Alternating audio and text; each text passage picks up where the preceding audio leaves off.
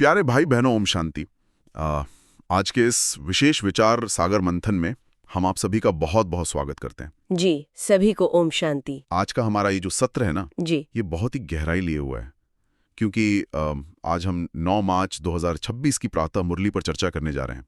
बिल्कुल। और ये वो अनमोल मुरली है जो बाप दादा द्वारा सीधे मधुबन से उच्चारित की गई है। सही कहा। और इस विचार सागर मंथन का हमारा मुख्य मिशन इस विशेष मुरली के प्रश्न, उत्तर, इसके अलावा धारणा, वरदान, स्लोगन और जो मुख्य संदेश हैं उनको पूरी तरह से गहराई में जाके डिकोड करना है। हाँ, मतलब हमारा उद्देश्य यही है कि हम सिर्फ सुने नहीं बल्कि उसे समझें। एकदम सही। और आज की इस चर्चा का विषय, या कह ले कि जो हमारा मिशन है, वो मुरली के इस बहुत ही शक्तिशाली शीर्षक से स्थापित होता है। शीर्षक है, जैसे बाप का पाठ है सर्व का कल्याण करना, ऐसे बाप समान कल्याणकारी बनो, अपना और सर्व का कल्याण करो। ये सच में बहुत ही गहरा विषय है। जी, तो हमारे साथ आज इस चर्चा में हमेशा की तरह हमारी विशेषज्ञ मौजूद हैं, जो इन गहरे आध्यात्मिक रहस्यों की परतों को बहुत ही तार्किक ढंग से हमारे सामने खोलती हैं। आपका बहुत स्वागत है। धन्यवाद। प्यारे भाई बहनों को भी मेरा हृदय से ओम शांति। ये हमेशा याद रखना बहुत महत्वपूर्ण है कि हम जो भी आध्यात्मिक ज्ञान सुनते हैं वो केवल बौद्धिक मनोरंजन के लिए नहीं है। बिल्कुल नहीं। मतलब ज्ञान तभी वास्तव में मूल्यवान होता है जब उसे पूरी तरह से समझा जाए और हम उसे अपने सोचने के तरीके में और अपने व्यवहारिक जीवन में उतारें। आज की मुरली में जो बातें कही गई हैं वे हमारे नजरिए को पूरी तरह से बदल देने वाली हैं। हाँ, क्योंकि जब हम इन सूत्रों को अपनी चेतना का हिस्सा बना लेते हैं, तब जाकर हमारे भीतर असली परिवर्तन शुरू होता है। तो चलिए इस मंथन को शुरू करते हैं। आज की मुरली की शुरुआत में ही एक बहुत ही प्यारा और इंसानी मनोविज्ञान से जुड़ा हुआ प्रश्न पूछा गया है। जी, प्रश्नोत्तर का हिस्सा हमेशा बहुत ही स्पष्ट होता है। तो चलिए इसे थोड़ा गहराई से समझते हैं। मुरली का प्रश्न है कि बच्चे की किस एक विशेषता को देख बाप दादा बहुत खुश होते हैं। बाबा ने आज मुरली में ये कहा कि इसका उत्तर बहुत ही मार्मिक है। बाबा गरीब बच्चों की इस विशेषता पर खुश होते हैं कि वे यज्ञ में 8 आना या 1 रुपया भेज देते हैं और बदले में वे महल की आस रखते हैं। 1 रुपया और महल, मतलब अगर हम साधारण दुनिया की दृष्टि से देखें तो 8 आना या 1 रुपया कोई बहुत बड़ी रकम तो बिल्कुल भी नहीं है। यहाँ जो सबसे रोचक बात है वो ये है कि यहाँ बात रकम की बिल्कुल भी नहीं हो रही है। हाँ, तो इसका अर्थ ये है कि बात तिजोरी के वजन की नहीं है, बल्कि नियत की गहराई की है। एकदम सही। बाबा ने आज मुरली में ये कहा कि ये 1 रुपया भी शिव बाबा के खजाने में जमा हो गया और तुम्हें 21 जन्मों के लिए महल मिल जाएंगे। यहाँ सुदामा का उदाहरण भी दिया गया है कि कैसे सुदामा ने मुट्ठी भर चावल दिए थे और बदले में उसे पूरी बादशाही मिल गई थी। जी बिल्कुल, सुदामा का उदाहरण बहुत सटीक है यहाँ। लेकिन अक्सर लोग इसे बस एक जादुई कहानी की तरह लेते हैं। मैं सोच रहा था कि इसके पीछे का असली विज्ञान क्या है। हाँ, अगर हम इसे थोड़ा गहराई से देखें और इसके पीछे के मनोविज्ञान को समझें तो आध्यात्मिक अर्थशास्त्र जो है वो दुनियावी अर्थशास्त्र से बिल्कुल अलग तरीके से काम करता है। वो कैसे? देखिए, भौतिक दुनिया में धन की मात्रा को देखा जाता है, किसने कितने लाख या करोड़ दिए, लेकिन ईश्वरीय खजाने में मात्रा का कोई मोल नहीं है। जब एक बहुत अमीर इंसान अपने करोड़ों रुपयों में से कुछ 1000 रुपए दान करता है तो उसकी जीवन शैली पर कोई फर्क नहीं पड़ता। हाँ, उसकी जो सुरक्षा की भावना है वो वैसी की वैसी रहती है। बिल्कुल। लेकिन जब एक गरीब बच्चा अपना सब कुछ, भले ही वो मात्र 1 रुपया ही क्यों न हो, सच्चे दिल से ईश्वरीय कार्य में लगाता है तो वो अपना बचा खुचा सिक्योरिटी ब्लैंकेट भी भगवान को सौंप रहा होता है। मतलब अपनी पूरी सुरक्षा की भावना को सौंप देना। जी, यह एक अल्टीमेट सरेंडर या पूर्ण समर्पण की अवस्था है। इसी अटूट श्रद्धा, साहस और भावना को देखकर भगवान प्रसन्न होते हैं। यह बिना कौड़ी खर्चे विश्व की बादशाही मिलने का एक अद्भुत सिद्धांत है। ये नजरिया सच में सोचने पर मजबूर कर देता है। भगवान हमारी असुरक्षाओं के बीच हमारे विश्वास को तोलते हैं, हमारे पैसों को नहीं। एकदम सही कहा आपने। चलिए मुरली के अगले हिस्से की तरफ बढ़ते हैं। आज मुरली में एक बहुत ही भावपूर्ण गीत का जिक्र आया है, तुम्हें पाके हमने।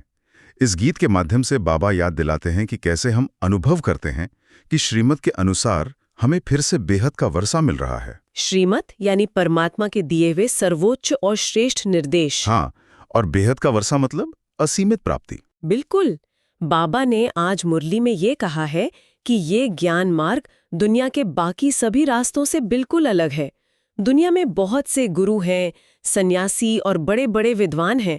वे अनेक प्रकार के शास्त्र पढ़ते हैं, लेकिन उनके पास इस सृष्टि के आदि, मध्य और अंत की ये सच्ची और स्पष्ट नॉलेज नहीं है। मतलब उन्हें पूरा चित्र नहीं पता है। हाँ, ब्रह्मा, विष्णु और शंकर वास्तव में कौन है, उनकी सूक्ष्म भूमिका क्या है, ये रहस्य कोई नहीं जानता। दुनियावी शिक्षा केवल इस एक जन्म तक सीमित होती है, लेकिन ये जो ज्ञान है, ये जन्म जन्मांतर का रहस्य खोलता है। यह बात सच में बहुत दिलचस्प हो जाती है, क्योंकि दुनिया के इतने बड़े बड़े विद्वान हैं, उन्होंने अपना पूरा जीवन शास्त्रों के अध्ययन में लगा दिया है। फिर भी बाबा कहते हैं कि केवल ज्ञान सागर बाप ही आकर हमारी बुद्धि का ताला खोलते हैं और 84 जन्मों की सीढ़ी का रहस्य समझाते हैं। ऐसा क्यों है कि ये वर्ल्ड की हिस्ट्री, ज्योग्राफी केवल बाबा ही समझा सकते हैं? क्योंकि दुनियावी विद्वानों का जो ज्ञान है वो हॉरिजॉन्टल है। हॉरिजॉन्टल मतलब वो इसी जन्म और इसी समय काल की घटनाओं, दर्शन या विज्ञान तक ही सीमित है। हाँ, लेकिन जो ज्ञान बाबा हमें देते हैं वो वर्टिकल है, वो समय के पार की बात है। जब बाबा 84 जन्मों की सीढ़ी समझाते हैं तो वो हमें बताते हैं कि कैसे हम शुरुआत में बिल्कुल सतोप्रधान होते हैं। सतोप्रधान मतलब आत्मा की वो सबसे शुद्ध अवस्था। बिल्कुल, जहाँ कोई मिलावट नहीं, कोई विकार नहीं, केवल शांति और पवित्रता होती है।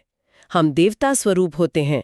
फिर जैसे जैसे समय बीतता है, हम धीरे धीरे सीढ़ी उतरते हुए नीचे आते हैं और अंत में रावण के राज्य में आके दुखी और अशांत हो जाते हैं। हाँ, और जब हमें ये पता चलता है कि हमारी असली शुरुआत क्या थी और हम यहाँ तक कैसे पहुंचे, तो हमारे भीतर एक आहा मोमेंट आता है। एकदम सही। हमें अपने दुखों का मूल कारण समझ आ जाता है। इसीलिए कहा जाता है कि नॉलेज ही सबसे बड़ी खुशी का कारण बनती है।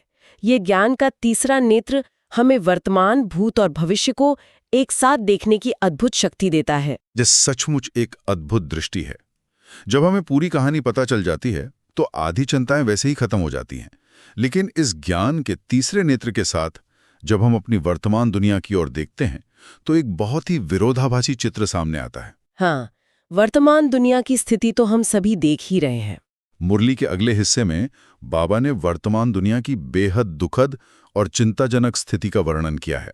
बाबा ने आज मुरली में ये कहा कि दुनिया में पीछे बहुत हंगामा होना है, लड़ाइयां लगी हुई हैं और एक समय ऐसा आएगा जब खाने के लिए अनाज तक नहीं मिलेगा और लोगों को घास खाकर गुजारा करना पड़ेगा। जी, यह दृश्य बहुत ही भयावह है। यह एक बहुत ही महत्वपूर्ण सवाल खड़ा करता है कि जब दुनिया की हालत इतनी खराब हो रही है, चारों तरफ हाहाकार मचने वाला है, तो ऐसे में हम इस छीछी या दुखदाई दुनिया के प्रभाव से खुद को कैसे बचा सकते हैं?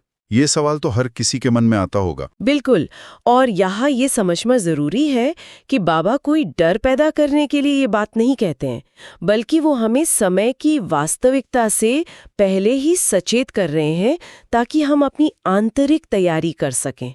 बाबा धीरज देते हैं और कहते हैं कि जो इस ज्ञान मार्ग पर हैं, वे बाबा की घर में बहुत मौज में बैठे हैं। मौज में बैठने का मतलब ये नहीं कि बाहर तूफान नहीं आएगा, है ना? जी, इसका मतलब यह है कि हमारी मानसिक स्थिति इतनी मजबूत होगी कि बाहर का तूफान हमें अंदर से हिला नहीं पाएगा। ईश्वरीय छत्र छाया के नीचे सुरक्षित महसूस करना ही सबसे बड़ी राहत है। बाबा ये भी दिलासा देते हैं कि ये दुख का समय बहुत थोड़ा है और जल्द ही हम विश्व पर शांति से राज्य करेंगे। ये जो आंतरिक सुरक्षा की बात आपने कही ना, यही असल में हमें दूसरों के लिए भी कुछ करने को प्रेरित करती है। और यहीं से मुरली का वो हिस्सा जुड़ता है जहां बाबा कल्याणकारी बनने की बात करते हैं। बाबा का स्पष्ट फरमान है, सेंटर खोलो और बहुतों का कल्याण करो। एक जगह बैठकर सेवा नहीं करनी है। जी हाँ, क्योंकि ज्ञान प्राप्त करने के बाद जब हम खुद सुरक्षित महसूस करते हैं तो हमारे भीतर एक स्वाभाविक जिम्मेदारी आ जाती है। बाबा कहते हैं कि जो होशियार बच्चे होते हैं उन्हें सेवा का बहुत शौक होता है। अपना कल्याण तो करना ही है, लेकिन दूसरों को ये सत्य का रास्ता बताना भी हमारा सबसे बड़ा धर्म है। ये तो बहुत बड़ी बात है। हाँ, और यहाँ बाबा ने सेंटर्स को एक बगीचे की बहुत ही सुंदर उपमा दी है। जैसे एक माली अपने बगीचे में खिले हुए विभिन्न प्रकार के फूलों को देखकर खुश होता है, वैसे ही बाबा भी सेवा के मैदान में उन बच्चों को देखकर खुश होते हैं जो आज्ञाकारी हैं, वफादार हैं और फरमाबरदार हैं। लेकिन मैं ये सोच रहा था कि क्या यहाँ सेंटर खोलने का मतलब किसी ईंट पत्थर की बिल्डिंग बनाने से है? नहीं, बिल्कुल नहीं। सेंटर खोलने का मतलब केवल बिल्डिंग बनाना नहीं है। हर वो इंसान जो इस ज्ञान को धारण करता है, वो अपने आप में एक चलता फिरता सेंटर बन जाता है। हमारी स्थिति, हमारा व्यवहार और हमारे शांतिपूर्ण वाइब्रेशंस दूसरों को जो राहत पहुंचाते हैं, वो सबसे बड़ी सेवा है। तो एक तरह से हम सभी चलते फिरते लाइट हाउस बन सकते हैं। ये बहुत ही सशक्त विचार है। चलिए अब आगे बढ़ते हैं धारणा के मुख्य सार की तरफ। जो बातें हमने अभी तक की, उन्हें अपने रोजमर्रा के जीवन में उतारना कैसे है? इसके लिए बाबा ने धारणा के 2 बहुत ही व्यवहारिक बिंदु दिए हैं। जी, धारणा के बिंदु हमेशा बहुत स्पष्ट होते हैं। पहला बिंदु है सदा अपार खुशी में रहने के लिए बेहद की नॉलेज बुद्धि में रखनी है। ज्ञान रत्नों से अपनी झोली भरकर अपना और सर्व का कल्याण करना है। इस पहले बिंदु में बेहद की नॉलेज को हमेशा अपनी बुद्धि में सामने रखने पर जोर दिया गया है। हम इंसान अक्सर क्या करते हैं? हम रोजमर्रा की छोटी छोटी बातों में, दफ्तर की राजनीति में या पारिवारिक तकरारों में उलझ जाते हैं। मतलब हम हद की बातों में फंस जाते हैं और अपनी सारी खुशी खो बैठते हैं। बिल्कुल, लेकिन जब हम उस 84 जन्मों के चक्र, अपने ईश्वरीय स्वरूप और भविष्य के उस सुनहरे युग को याद रखते हैं, तो हमारा नजरिया विस्तृत हो जाता है। बहुत खूब। तब वर्तमान की कोई भी परेशानी हमें दुखी नहीं कर सकती, क्योंकि हमें पता होता है कि ये सब एक बहुत बड़े नाटक का छोटा सा हिस्सा है। ज्ञान रत्नों से झोली भरने का मतलब है हर दिन मुरली से ऐसे ही नए दृष्टिकोण निकालना और उन्हें अपने व्यवहार में लाना। और जब हमारे भीतर ज्ञान का ये खजाना भरपूर होगा, तभी हम दूसरों को भी वो खुशी और स्थिरता दे पाएंगे। एकदम सही। ये तो हुई ज्ञान को बुद्धि में रखने की बात। लेकिन धारणा का जो दूसरा मुख्य बिंदु है, वो सुनने में बड़ा ही रहस्यमय लगता है। बाबा कहते हैं भविष्य 21 जन्मों के राज्य भाग्य का अधिकार लेने के लिए अपना बैग बैगेज सब ट्रांसफर कर देना है। हाँ, ये बैग बैगेज वाली बात बहुत दिलचस्प है। अब जाहिर है यहाँ बात हमारे घर के फर्नीचर, सूटकेस या कपड़ों की तो नहीं हो रही है। ये बैग बैगेज ट्रांसफर असल में क्या है? अगर हम इसे व्यापक दृष्टिकोण से जोड़कर देखें, तो बैग बैगेज ट्रांसफर करने का अर्थ बहुत गहरा है। आज के संदर्भ में अगर हम अपनी आध्यात्मिक इन्वेंट्री चेक करें, तो इस बैग बैगेज में क्या क्या भरा है? इसमें हमारे पुराने संस्कार, हमारे अहंकार, किसी के प्रति बरसों से मन में रखी हुई कड़वाहट, हमारे अनजाने डर और इस पुरानी दुनिया के प्रति हमारा मोह शामिल है। बाप रे, इतना सारा मानसिक बोझ हम ढोरे होते हैं। बिल्कुल, और बाबा इस पुरानी दुनिया को एक कब्रिस्तान कहते हैं, जहां सब कुछ खत्म होने वाला है। अब सोचिए, अगर हमारी बुद्धि, हमारा समय और हमारी सारी ऊर्जा अभी भी इसी कब्रिस्तान की चीजों को इकट्ठा करने में या पुरानी बातों के बोझ को ढोने में फंसी हुई है, तो हम नई दुनिया यानी स्वर्ग का अधिकार कैसे प्राप्त कर सकते हैं? ये तो असंभव है। इसीलिए ट्रांसफर करने का सीधा सा मतलब है अपनी चेतना को शिफ्ट करना, अपने हर संकल्प, हर कर्म को ईश्वरीय सेवा और ईश्वरीय याद में लगाना। मतलब हमें अपनी ऊर्जा वहां लगानी चाहिए जहां हमारा भविष्य है, यानी कि वहां जो दुनिया पहले ही अपनी एक्सपायरी डेट के करीब है। यही इस छी दुनिया से मानसिक और आध्यात्मिक रूप से छुटकारा पाने की सबसे सच्ची युक्ति है। यानी हमें पुरानी मान्यताओं और बोझिल भावनाओं का त्याग करके नई और हल्की चेतना में प्रवेश करना है। ये सच में हमारी सोच में एक बहुत बड़ा शिफ्ट है। बिल्कुल। चलिए अब आज के वरदान की ओर चलते हैं। वरदान हमेशा हमारे लिए एक ऊर्जा के कैप्सूल की तरह होते हैं। बड़े स्नेह से आज का वरदान पढ़ता हूं। एक बाप के लव में लवलीन रहे, सदा चढ़ती कला का अनुभव करने वाले, सफलता मूर्त भव। ये वरदान अपने आप में एक संपूर्ण रहस्य समेटे हुए है। बाबा ने आज मुरली में ये कहा कि चाहे सेवा का कोई भी क्षेत्र हो या स्वयं की आध्यात्मिक उन्नति की बात हो, इन सभी में सफलता का एक ही मुख्य आधार है, एक बाप से अटूट प्यार। जी। चढ़ती कला का अर्थ है हर परिस्थिति में हमारी ऊर्जा का स्तर हमेशा ऊपर की ओर उठना, कभी निराश या हताश न होना। और ये तभी संभव है जब हमारा मन पूरी तरह से परमात्मा के प्रेम में लवलीन हो। लवलीन होने को हम कैसे समझे? लवलीन होने का मतलब है कि आपके संकल्प में, आपके हर बोल में और आपके हर कर्म में केवल बाबा ही दिखाई दे। आत्मा इतनी पारदर्शी हो जाए कि जो भी उसे देखे उसे भगवान की याद आ जाए। लेकिन जब हम लवलीन होने की बात करते हैं तो अक्सर लोग इसे दुनियादारी छोड़कर एकांत में चले जाने से जोड़ लेते हैं। तो इस सब का असल में क्या मतलब है? दिन प्रतिदिन की आपाधापी में एक आम कामकाजी व्यक्ति के लिए इसका व्यावहारिक स्वरूप क्या है? ये बहुत ही प्रासंगिक सवाल है। इसका व्यावहारिक स्वरूप बहुत ही जादुई और सरल है। लवलीन होने के लिए जंगल में जाने की जरूरत बिल्कुल नहीं है। बाबा समझाते हैं कि जब कोई आत्मा इस तरह परमात्मा के प्रेम में पूरी तरह से डूबी हुई होती है, तो उसका एक बाबा शब्द भी जादू का काम करता है। सिर्फ एक शब्द? हाँ, ऐसी आत्मा को दूसरों को प्रभावित करने के लिए बहुत बड़े बड़े भाषण देने या तकनीकी ज्ञान बघाड़ने की आवश्यकता नहीं होती। वो एक रूहानी जादूगर बन जाती है। उसके स्नेह से भरे हुए बोल, उसकी आंखों की शुद्धता दूसरी आत्मा को भी तुरंत उस ईश्वरीय स्नेह के बंधन में बांध देती है। ये तो बहुत ही सुंदर बात है। यहाँ कोई तर्क या बहस काम नहीं कर रही होती है, बल्कि यहाँ शुद्ध और निस्वार्थ प्रेम की वो सर्वोच्च शक्ति काम कर रही होती है, जो सीधे एक आत्मा के भीतर जाकर उसके घावों को भर देती है। ये वो प्रेम है जो बिना कुछ कहे भी बहुत कुछ कह जाता है। क्या बात है! केवल एक बाबा शब्द में इतनी शक्ति कि वो किसी भी आत्मा के दर्द को कम कर सके और उसे परिवर्तित कर सके। ये प्रेम की सचमुच पराकाष्ठा है। इसके बाद मुरली में एक बहुत ही शक्तिशाली स्लोगन दिया गया है। आज का स्लोगन है योगी टू आत्मा, वह जो अंतर्मुखी बन लाइट माइट रूप में स्थित रहता है। अंतर्मुखता इस पूरी आध्यात्मिक यात्रा की सबसे बड़ी और महत्वपूर्ण चाबी है। हम देखते हैं कि बाहर की दुनिया में बहुत शोर है, बहुत हंगामा है, हर कोई अपनी बात मनवाना चाहता है। ऐसे में एक योगी आत्मा कैसे अलग है? एक योगी आत्मा वह नहीं है जो सिर्फ लोगों से कटकर एकांत में जाकर बैठ जाए, क्योंकि वो तो शारीरिक एकांत हुआ। असली योगी वह है जो बाहर के तमाम हंगामों, जिम्मेदारियों और रिश्तों के बीच भी भीतर से पूरी तरह शांत रहे। भीतर का एकांत ज्यादा जरूरी है। बिल्कुल। अंतर्मुखता ही असल में लाइट और माइट का सच्चा स्रोत है। लाइट मतलब प्रकाश और माइट मतलब शक्ति। जब हम अपनी ऊर्जा को बाहर व्यर्थ की बातों में, गपशप में या चिंता में खर्च करने के बजाय समेट कर भीतर ले जाते हैं, तब आत्मा अपने असली प्रकाशमान और शक्तिशाली स्वरूप का अनुभव करती है। तो एक अंतर्मुखी व्यक्ति बाहर से शांत दिख सकता है, लेकिन भीतर से वो एक पावर हाउस की तरह होता है। एकदम सही। और इसी शक्ति को बनाए रखने के लिए आज का अव्यक्त इशारा हमें एक बहुत स्पष्ट मार्गदर्शन देता है। अव्यक्त इशारा कहता है, निश्चय के फाउंडेशन को मजबूत कर सदा निर्भय और निश्चिंत रहो। जब हमारी नींव ही निश्चय की होगी तभी तो हम निश्चिंत रह पाएंगे। बिल्कुल सही। और इस अव्यक्त इशारे में बाबा ने दो बहुत ही महत्वपूर्ण शब्दों का उपयोग किया है जो हमारे लिए समझना जरूरी है, एक्यूरेट और फेथफुल। बाबा विस्तार से समझाते हैं कि एक आध्यात्मिक विद्यार्थी के जीवन में इन दोनों का क्या अर्थ है, फेथफुल होने के क्या स्तर हैं। फेथफुल होने के दो स्तर हैं। पहला स्तर है बाप पर पूरा निश्चय या फेथ होना।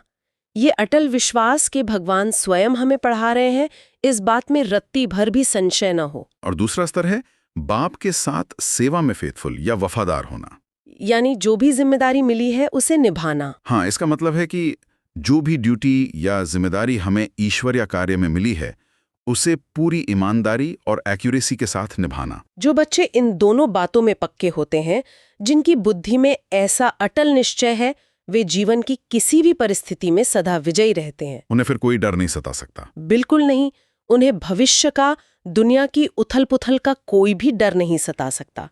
वे हमेशा निर्भय और निश्चिंत रहते हैं। आज की इस पूरी चर्चा से सचमुच कितनी स्पष्टता और गहराई मिलती है। चलिए, अब समय आ गया है कि हम आज के इस पूरे विचार सागर मंथन के सभी मुख्य मोतियों को एक बार समेट लें। जी बिल्कुल। अर्पण और नियत की सच्चाई देखी जाती है और वो बहुत ही जरूरी सीख है। फिर हमने 84 जन्मों के चक्र और ज्ञान के तीसरे नेत्र के बारे में गहराई से जाना कि कैसे ये वर्टिकल ज्ञान हमें दुनियावी उलझनों से मुक्त असीम खुशी देता है।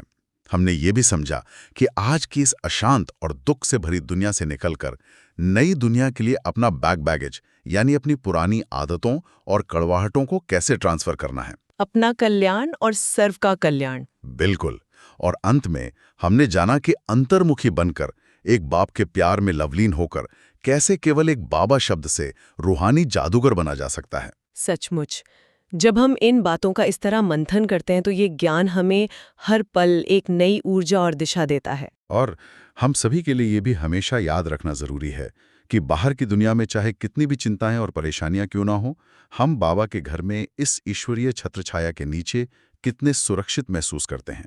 ये आंतरिक सुरक्षा का एहसास ही हमारा सबसे बड़ा खजाना है। बिल्कुल। और चर्चा को विराम देने से पहले मैं सभी के लिए एक अंतिम और गहरा विचार छोड़ना चाहूंगी। जी बिल्कुल, बताइए। आज के इस विचार सागर मंथन के बाद आज दिन भर में कभी भी शांत बैठकर अपने आप से ये सवाल जरूर पूछें कि जब बाबा कह रहे हैं कि भविष्य 21 जन्मों के लिए अपना सारा बैगेज नई दुनिया में ट्रांसफर कर दो, तो आज इस क्षण ऐसा कौन सा पुराना विचार, किसी के प्रति कोई पुरानी शिकायत, मोह या कोई पुरानी आदत आपके बैग में बची हुई है, जिसे आपको यहीं इसी पुरानी दुनिया के कब्रिस्तान में छोड़कर हल्का होना है? ये बहुत ही गहरा सवाल है। अपनी आध्यात्मिक इन्वेंट्री जरूर चेक करें। कोई एक ऐसा बोझ जरूर चुनें जिसे आज आप हमेशा के लिए नीचे रख सकें। ये सच में एक बहुत ही आत्मनिरीक्षण करने वाला सवाल है। हम सभी को आज अपनी उस आध्यात्मिक इन्वेंट्री को जरूर खंगालना चाहिए और खुद को हल्का करना चाहिए। जी। तो इसी गहरे और सुंदर विचार के साथ आज के इस विचार सागर मंथन को हम यहीं विराम देते हैं। हमें पूरी उम्मीद है कि आज की चर्चा से हम सभी को बहुत बल और स्पष्टता मिली होगी। आप सभी का दिन बहुत ही शांतिपूर्ण, हल्का और ईश्वरीय स्मृति से भरा रहे। प्यारे भाई बहनों, ओम शांति। ओम शांति।